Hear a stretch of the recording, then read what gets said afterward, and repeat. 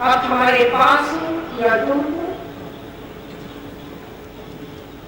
बल्कि हमसे अनेकों दूरी यानी मिलियन किलोमीटर किसी देश या विदेश में रहने वाले व्यक्ति जो परमात्मा को याद कर रहे थे अपनी तकलीफ के लिए, हमें ऐसे लोग भी दिखने लगे।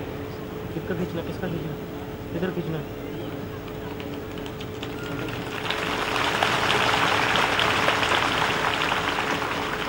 जो परमात्मा से ये पुकार कर रहे थे क्या आप हमारी मदद करें, किसी मसीहा को भेजें। और आप बताना चाहेंगे ना सिर्फ हमारे मुल्क में बल्कि विदेशों से भी हमारे पास ऐसे जवाब अभी आ चुके हैं अब तक, जहां लोगों ने आकर बताया है कि उन्होंने जब तकलीफ के समय या ऐसे समय में जब उन्हें लगा कि मौत उनके करीब है, अब ईश्वर के अलावा उनके पास और कोई सहारा नहीं, उन्होंने परमात्मा से फरियाद की कि परमात्मा हमारी मदद करे, हमें बचाए। उन्होंने बताया तब उनके सामने एक चेहरा प्रकट हुआ एक प्रकाश के साथ, और उस चेहरे को देखकर, उस प्रकाश को देखकर उन्होंने राहत महसूस की और उनकी तबीयत ठीक हो गई। वो इंसान जो मौत की घड़ियां गिर रहा था, जिसे डॉक्टर ने जवाब दे दिया कि इनका बचना मुश्किल है, ऐसे व्यक्ति ठीक हुए और उन्होंने आकर बताया कि ये सब आपकी कृपा से हुआ।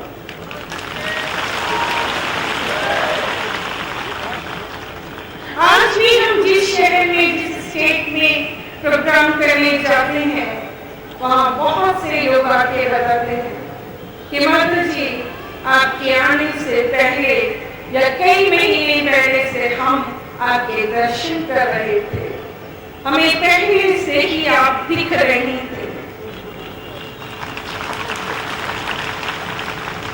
आपको बताना चाहेंगे आज भी ऐसे कई शहर, कई गांव हैं जहां लोग इंतजारी में बैठे हैं, उस पल की इंतजारी में जब हम वहां जाएंगे, क्योंकि उन्हें दर्शन 1993 से लगातार हो रहे हैं। जब जब उन्होंने पुकारा परमात्मा को, तब तक उनकी संभाल की गई, उनकी रक्षा की गई, उन्हें वो दया मिली, ईश्वर की कृपा मिली, जिसके कारण वो आज भी इस इंतजारी में बैठे हैं कि वो चेहरा जो उन्हें दिखा है एक दिन उनके गांव में या उनके शहर में जरूर आएगा।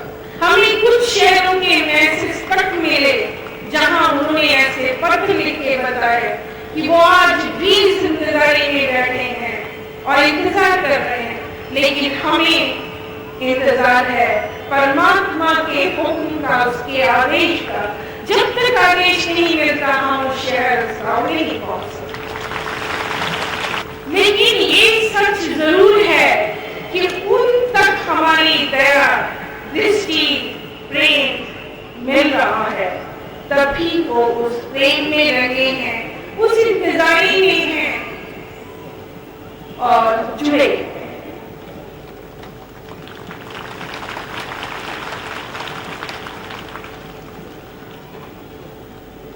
बच्चों, दिव्य दृष्टि जहां हमें संसार में बताया कि अनेकों पाप देखिए, अनेकों अध्याय देखिए, अनेकों ऐसे घट देखिए जो पुकार रहे थे, जिन्हें ना सिर्फ इंतजार था उन्होंने फरियाद की, हम वहां पहुंचे या ना पहुंचे, हमारी दया वहां तक पहुंच रही है जहां हमने इस सच को आप सबके समक्ष रखा और बताया। वहां कहना चाहेंगे कि हमने इस ब्रह्मांड में और क्या क्या देखा। बच्चों, ये परमात्मा की बनाई हुई कायनात बहुत विशाल है, बहुत बड़ी है। हमने हर उस ग्रह को देखा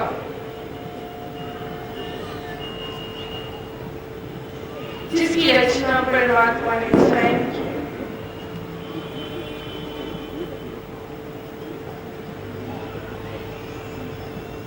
इससे आगे भी जहां है, इन तारों से परे, इन सितारों से आगे भी जहां है, सचखंड, जिसकी दर्शन हमें दिव्य दृष्टि के माध्यम से किए, लेकिन उससे पहले अपनी दुनिया और यहाँ के ब्रह्मांड के बारे में कुछ कहना चाहेंगे। यहाँ एक प्रश्न लोगों के जहन में हमेशा रहा कि मरने के बाद लोग कहाँ जाते हैं। बहुतों की ऐसी धारणा रही कि मरने के बाद आप भगवान के पास चले जाते हैं या फिर मरना ही मोक्ष है। तो बच्चों, इस सच को ईश्वर ने हमें दिखाया और हम बताना चाहेंगे कि मरना मोक्ष नहीं है। इस सच को हमने बहुत नजदीक से देखा, अपनी आंखों से देखा। जैसे कि कृष्ण ने भी कहा कि मरना मोक्ष नहीं है। मरना ऐसे है जैसे हर आत्मा अपना पुराना शरीर त्याग कर नया शरीर धारण करती है। जी हाँ, कृष्ण ने भी इस सच्चाई को कहीं महसूस किया, देखा, ब्रह्मांड को जाना, तभी उन्होंने गीता में इस ज्ञान को जाहिर किया। बच्चों, हमने देखा कि मरना क्या है। मरने के बाद सभी आत्माएं इसी खुले वायुमंडल में मौजूद रहती हैं। सच्चाई इतनी है जिसे प्रेत योनि कहा गया।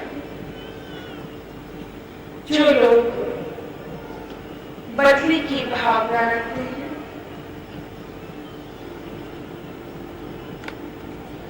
किसी को मिटा देना चाहते हैं और बार बार वही पाप करते हैं, यानी कि मर्यादा की वो रेखा लांघ जाते हैं।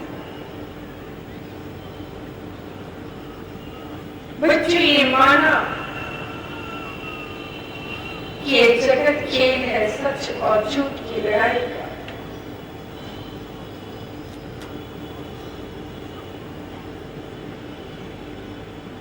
बुरे को सजा देना भी एक सीमा, एक मर्यादा तक ही सही है। अगर हर व्यक्ति कुदरत का हर फैसला अपने हाथों में ले ले तो वो गुनहगार और पापी बन जाता है।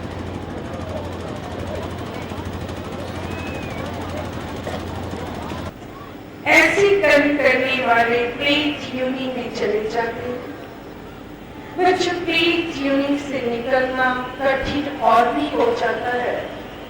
जब प्रेत योनि में आकर भी उसी फितरत पे आप कायम रहते हैं, जनमानस को तंग करते हैं, परेशान करते हैं, सजाएं देते हैं, तब प्रेत योनि से निकलना ही कठिन हो जाता है। इस सच को हमने करीब से देखा। या कहना चाहेंगे कि बहुत से ऐसे बीमार लोग आए जिनके शरीर में प्रेत आत्माओं का निवास था या प्रवेश था। सच ये है, यूं तो हमारे अरदास करने पर वो आसानी से उनके शरीर से निकल गई, लेकिन बहुत से ऐसे सच को भी हमने देखा कि वो दूसरों को कितना कष्ट देती है, क्योंकि हमने बात करना चाहा। बात करने पर हमारे सिर्फ इस ख्याल पर हमने देखा कि उन्होंने स्वयं अपनी उस गलती को स्वीकार किया और कहा कि मां, हम सचमुच 15 साल से इस नारी के शरीर में थे, जिसे बहुत कष्ट दिया, बहुत तकलीफें दी। मैंने अपना सारा सब स्वीकार किया, कैसे कैसे ये कहां कहां नहीं थे। मुझे बताना चाहेंगे कि हमने जब इस सच को देखा कि प्रेत योनि से लोग बाहर नहीं आ सकते, हमने अब तक हजारों ऐसी प्रेत योनि में आने वाले उन जीवों को भी प्रेत योनि से मुक्ति दिलाई, अरदास की। प्रेत योनि की है जो इस वायुमंडल में रहती है। ये न्यूट्रिनो नाम के कण है बच्चों। जब व्यक्ति शरीर त्यागता है तो उसका जो भी शरीर ढांचा या चेहरा है, उसके शरीर के कण वही शेप, वही आकार लेकर इस वायुमंडल में मौजूद रहते हैं तब तक, जब तक कि वो कोई नया जीवन नहीं पा लेते या नहीं मिलता। इसके ऊपर ऐसे लोग जिनके बुरी कर्म है, जिन्होंने कमाई के नाम पर कोई बदला कर्म किया, उनकी लेर आती है।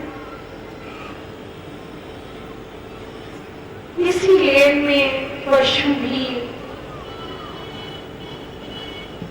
सबसे नीचे मनुष्य में से योनि से प्रेत योनि के ऊपर उनकी लेयर भी आती है, जो कि उनकी कर्म यहीं ऊपर है।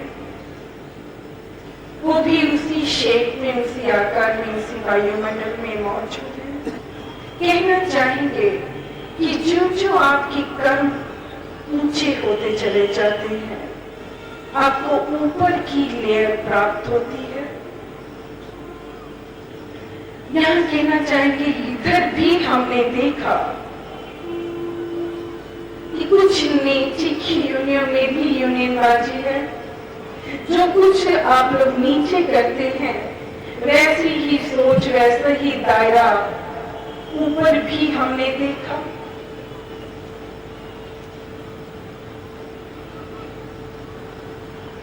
जो व्यक्ति जिससे जुड़ा होता है, मरने के बाद भी वो ऊपर उसी दायरे में, उसी माहौल में, उन्हीं लोगों के साथ एकत्र रहकर उन्हीं के बीच रहना पसंद करता है। वहां कोई सुख नहीं है। वो इस दुनिया को देख सकते हैं, लेकिन अपनी मर्जी से वो इस दुनिया में आ नहीं सकते। फिर इस दुनिया में आने का नियम क्या है? बच्चों जो बहुत साधारण लोग हैं, वो सिर्फ अपने कर्मों के अनुरूप, इच्छाओं के अनुरूप ईश्वर उनकी कर्मों का लेखा जोखा देखकर ऐसे व्यक्ति आसानी से फिर जन्म पा जाते हैं। किंतु ऐसे लोग जिन्होंने ऊंचे कर्म किए हैं बढ़ते चले जाते हैं, फिर जिसका दायरा जितना बड़ा हो जाता है, जिनके साथ उनकी कर्मों का नाता, लेन देन, ऋण चुकाना, जितना संबंध बढ़ता चला जाता है, वो तब जन्म लेते हैं जब उनके साथी या जिनके साथ उनका दायरा था वो जन्म लेते हैं, तब उनकी बारी आती। ठीक इसी तरह उससे ऊपर की लेयर वाले में इसी तरह अपने सर्कल के साथ ही फिर दोबारा उसी दायरे में आते हैं, क्योंकि उनको लेना देना, क्योंकि आप सभी यहाँ एक कर्मयोगी है, ऋण चुकाने आए हैं, ऋण की अदायगी करने आए हैं। ठीक ऐसे ही ऐसे लोग जो नेता, अभिनेता, कोई संत, महात्मा या और बड़े दायरे में आ जाता है, जिसकी फील्ड, जिसका दायरा जितना बड़ा हो जाता है बच्चों, उन्हीं जन्म लेने में युग के युग पलट जाते।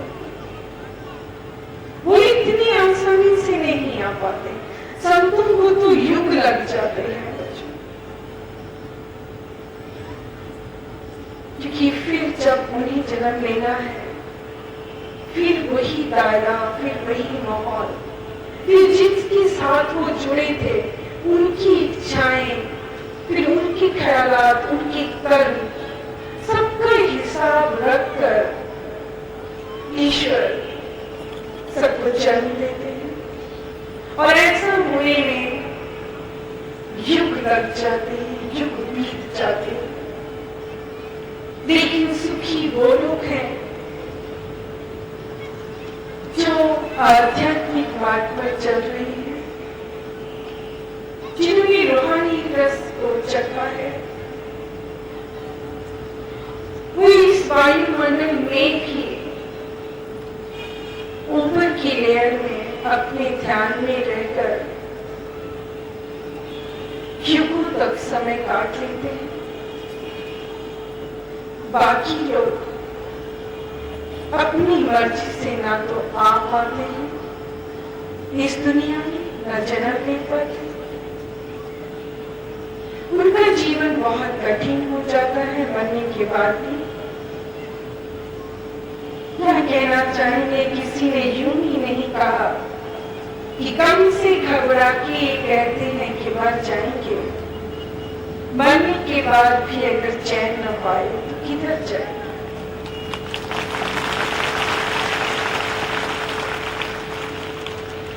ये उन लोगों ने जाना क्योंकि इस संसार में अनेकों ऐसी रिद्धि सिद्धि, तंत्र, मंत्र और योग की शक्तियां, ऐसी शक्ति को प्राप्त करने वालों ने भी जान लिया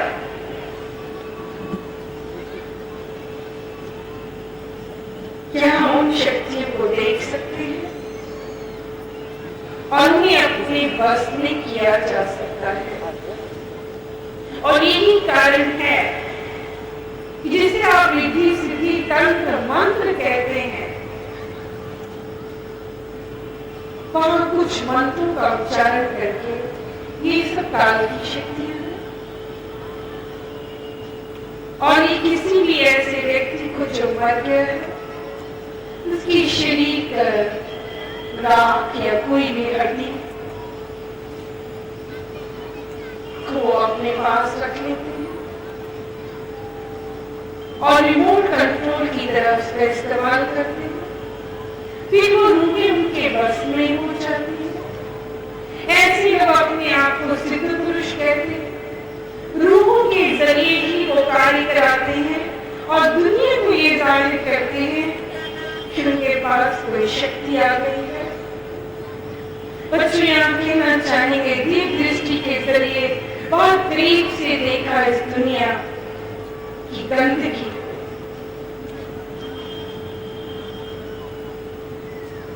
यहाँ चारों तरफ पाप है। ये बहुत बड़ी जादू नगरी है जहां लोग अपनी जादुई शक्ति से कहीं बड़े बन जाते, कोई धन के जरिए बड़ा बन जाता, किसी परमेश्वर की कृपा है कि उस पर नहीं कोई और कोई बड़ा बन गया। लेकिन हम कहना चाहेंगे जो ईश्वर की कृपा से बड़ा बना, अपने कर्मों के जरिए बना, इसलिए ईश्वर की कृपा और उसकी नेमत माने, उसका शुक्राना तो रास्ते खुलेगी। कभी यह मत करें, इस जीवन को धन्य माने कि उसकी दया हमें तो आविष्कार में इस देही को औरों के लायक बनाए, कुछ ऐसे कर्म करके जाए जहां दूसरों का उद्धार हो, ये जीवन औरों के लेखे लगे तो जीवन में आने का अर्थ कबूल